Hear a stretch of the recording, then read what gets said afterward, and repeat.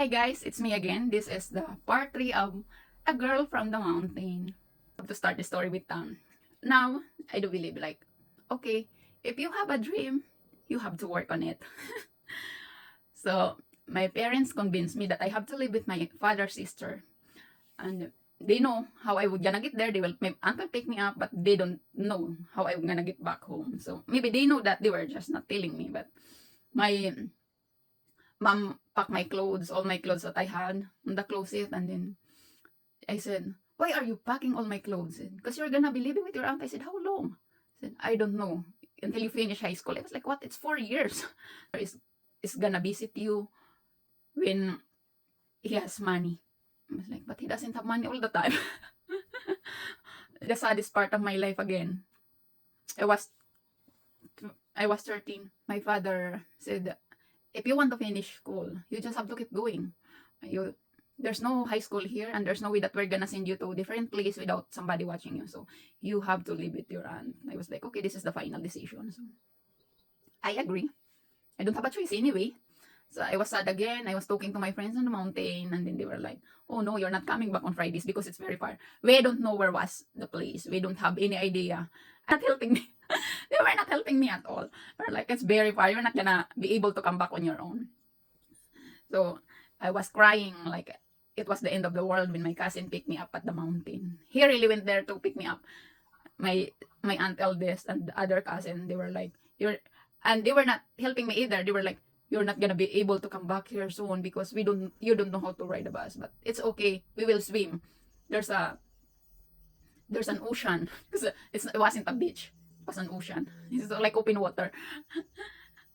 I was like, I never went to the beach or something. It wasn't really a beach. It was where the the boat will stop. It was like a harbor instead of a beach. But that's where my cousins are taking me to swim.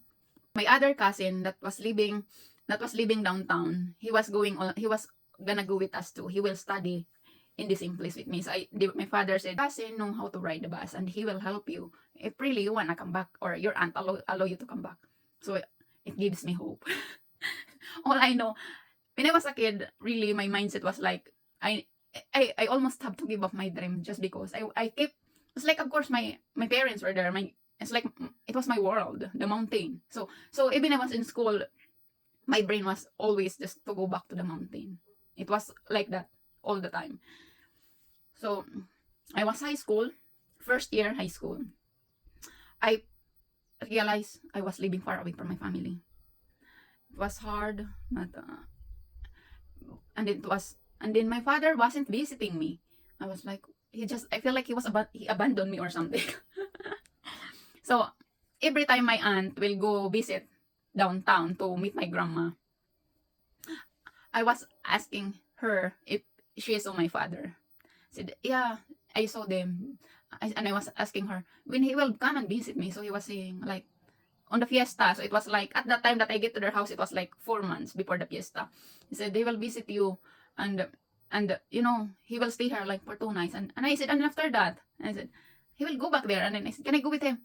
You have to continue. You cannot just quit your studies. You have to stay here. But I told your father that you want him to visit you every time. My aunt will go down there every other week maybe, and my question was the same: when is my father gonna come and visit me? So finally, but I was doing good in my school work at the time because my aunt was a teacher, so she was pushing me to study harder. And it was like my mind was like, I was thinking, where is the mountain? That I was like, my heart is like, it's like you left, the feeling that you left your heart somewhere. It's like it keeps taking you back there. That was my feeling at the time. August came, and my father visited me. Yeah, it was the happiest moment of my life again. And and then he spent like 2 days with me, with my aunt. And then I didn't ask him if my mom was gonna visit, but because my mom never go down the mountain unless her mom would arrive from Manila. It was like twice a year, so I never even look for my mom because she never visit my aunt. It was also partly because she has to watch the other kids, my siblings. So I was just looking for my dad because I know she was the one that's gonna go there. So anyway, she spent with me, and then finally it was time for him to go back. And in this time that he visited me, he gave me 100 pesos. And at the time, it was big amount for me. And then, you know what I did with that 100 pesos? I save it because every day my aunt would give me 5 pesos for the snacks. And then, so, I saved the 100 pesos and then I said to my cousin, "You want to go home?" I told him. He said, "I don't have money, I can't go home." Sometimes he would go home, he would go with my aunt, but he was he was going with my aunt because he has chores to do, like he could carry something, while me, I had to help my cousin to do laundry. So at the time that my aunt was visiting downtown, to meet her mom, to meet my grandma, I couldn't go with her because I have chores to do. And then which my cousin, the other one, he was the oldest and he could carry heavy stuff, so he was very helpful. So he was the one that sometimes go there. But at that time, it was my money. So I was like, "You want to go?" I said, "I have money." I said, "I will pay your transportation. Just teach me how to ride a bus." So after being stuck with my aunt for 4 months, I figured out a way how to go back to the mountain. And then he said, "After I take you downtown, your dad is not there. He's in the mountain." I said, "You have to take me to the mountain. You have to walk with me." He said, "How much you're gonna give me?" my cousin, even my cousins are boys. So they always want money. Even my aunt give us the same allowance every day because they go billiards and others play. They don't have money. And then me, I can save sometimes. So I was the one with money. And bribery was part of our high school life. Like, "I won't wash dishes."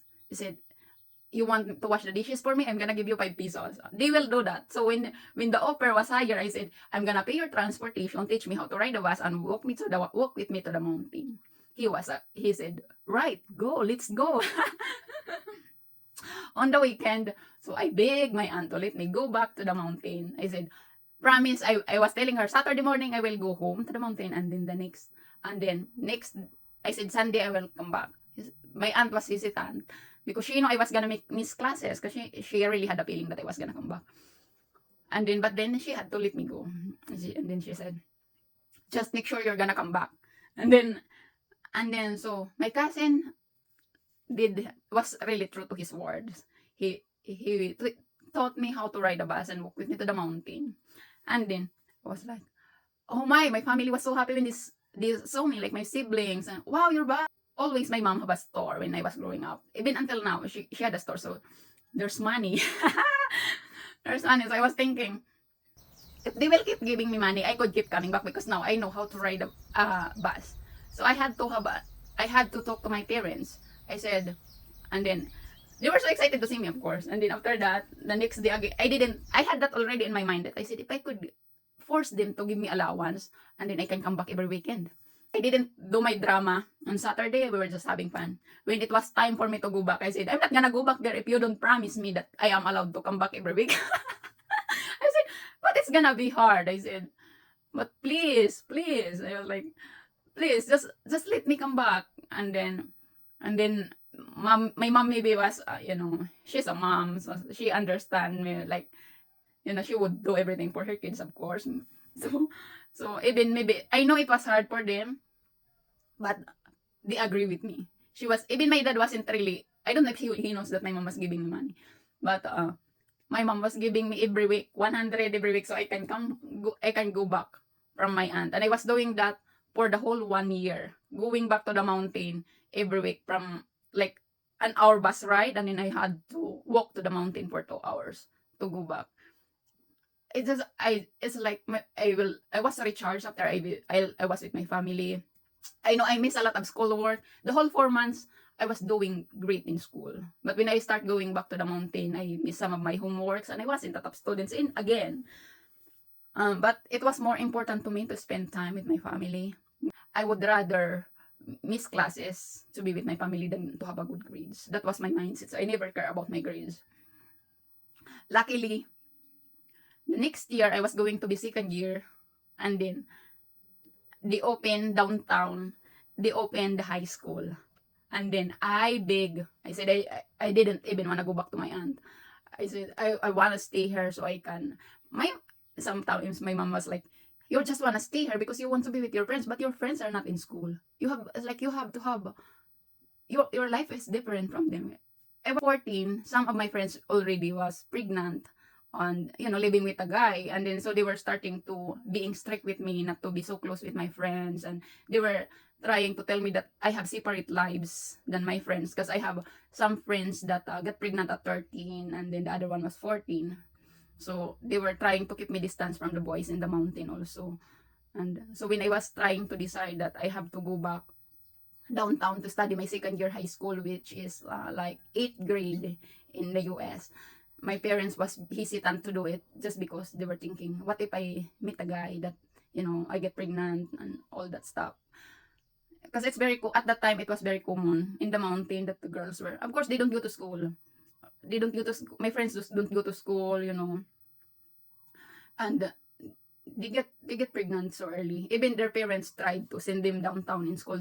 We were all the same. We were going back to the mountain. We will go home and have fun, all the fun in the mountain. So that's what's happening. It wasn't just me that had that mindset, that it was like our heart was left on the mountain, that we just keep going back there. Up to now, my friends are still there.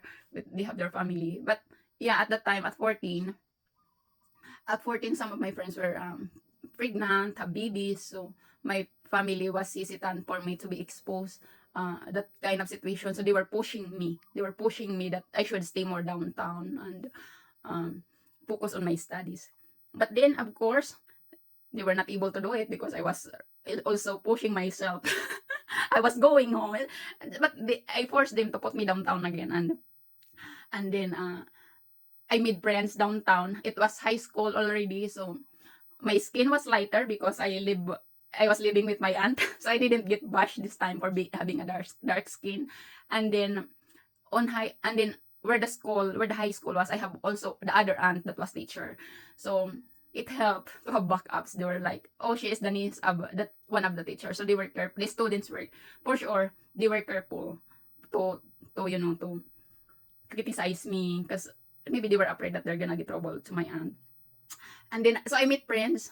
The high school life, it was my second year. It was all the fun. And although my friends in the mountain were like, they were being serious already at that age. They were having babies, or some of them went to work in the city, in Tacloban or even Manila. But then they will just be there for a few months and they will go back to the mountain.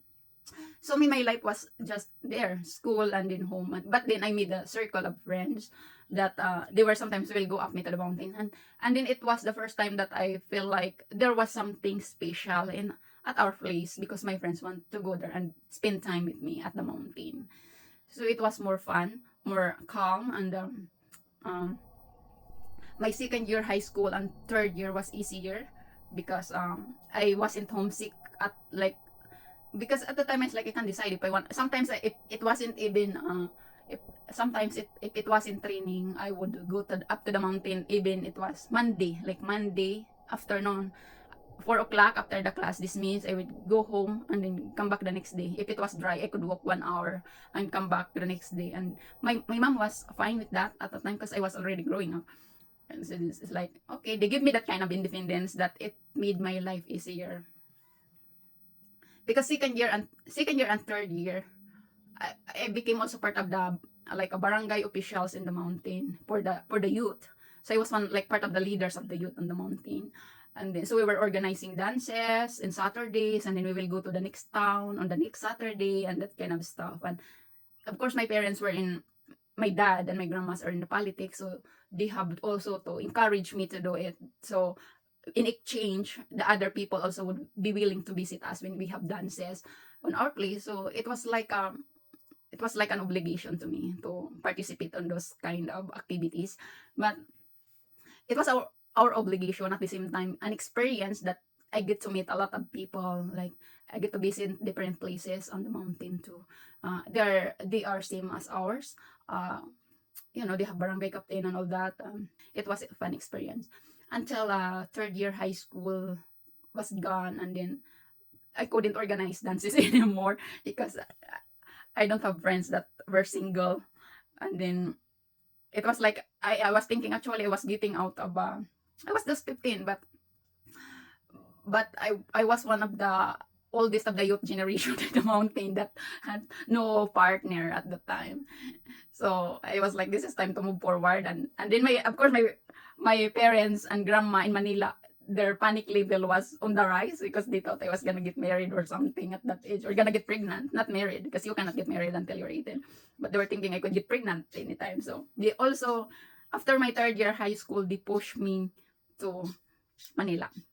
And they said, it's time for you to go to Manila. I didn't finish my high school, but when at the summer after my third year high school, my grandma took me with her to Manila. Of course, a lot of crying again. My parents were so, it's like, my dad said, you have to try. My dad's idea was to try the Manila, to try to stay with my grandma for a year and come back again the next year, see how it goes, and then continue my fourth year high school with them in downtown. But then my grandma was really said, I think you will like Manila, so if you like, you can just stay with me. Trying. I don't blame them for pushing me at the time, because now I don't blame them now. At the time I was blaming them. I was like, it's like I feel like they don't want me there. They don't want me there, that they want me to go away. Since of course the scene wasn't really that good. If you're a mother, now that I am a mom, I realize that it's the exposure of that kind of stuff when you're young wasn't good. So they tried their best to protect me, thankfully. So I had to and then because I didn't finish high school yet, so my job that I got when when I arrived in Manila was to be a housemaid, house helper. And I was fine with that, because since I was when I get into the job, and then I will get introduced to my coworker, and then they will treat me as a younger sister. So, and then most of the time my boss liked me, like maybe like my work ethics. And my first experience was I was being interviewed. I was hired as to clean the house, a house cleaner. So my obligation was to clean the house. Like it was a good house. It's like all day you have to clean it.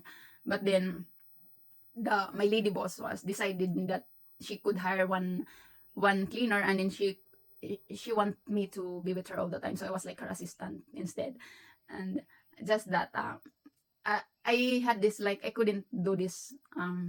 I couldn't keep doing this. I have to keep changing job, and to maybe at that time maybe to gain more experience, or I get bored. And I had a lot of, I think in one year I had 3 bosses or 4, because I kept changing job and I get bored easily. Of course, at the time I was so young. If I don't like something, I will just quit. And of course, at that time I was like, I have no obligation. So, I have some money, I will just quit. And then I will go home to my grandma. And then my grandma was like, it's okay, if you were tired, just come back and we will find another job. She was like that. She wasn't pushing me to really work, and then no fun. It's my 1 year was over, and then my grandma received a letter. At that time, there was a telephone. At grandma's house, there was a telephone. But for my parents to be able to call my grandma, they really have to travel and ride with a bus just to make a call. So they rarely do that. Instead, they were sending letters through post office. And then at that time, my grandma received a letter and saying, it's time for you to go home because you have to go back to school to finish your high school. But instead of going home, you know what I did? I told her, I think I'm not gonna go home. Just tell them to get my school record, and then I will study here. I'll figure myself out. So I wasn't. I realized at the time that I was already in a bigger city. I was exposed to. I realized there's a bigger life than the mountain. Maybe I was starting to have some sense in my brain that I could do more in Manila compared to what I could do in the mountain. I could do on the mountain. So I decided to stay in Manila instead of going back home. And then my parents were sad, disappointed maybe, but they let my grandma get my documents when she got there, and she brought it to Manila. Again, in Manila, I wasn't really that sad because I have a grandma. I have my lola, and she was the one that helped me all the time since I was 15 at the time, and she was taking care of me. So I became a lola's girl instead. So I sometimes sent letter to my mom. I sent money, and I sent money for my family. But then it was just it. I was like, I like it here. I decided I like it Manila, and then after that I struggled. My grandma helped me. I went to night school. And then while I was in night school, I was taking care of a kid. I had every day I have to take this kid to his school, and then wait for him and then go back home. And then after that, my job was done. And then I have to prepare for my school at night.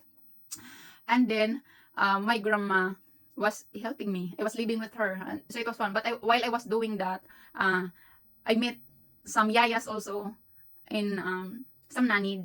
We are nannies, and then she was doing she was doing a review for alternative learning system with the sisters in Alabang, and then she encouraged me to go with her every Saturday, and then which I did, and then when I was doing the night school since it was supposed to be 1 year, and then they said because you're just the rules was because you're just doing the shorter time at night, you have to do it for 2 years instead of one.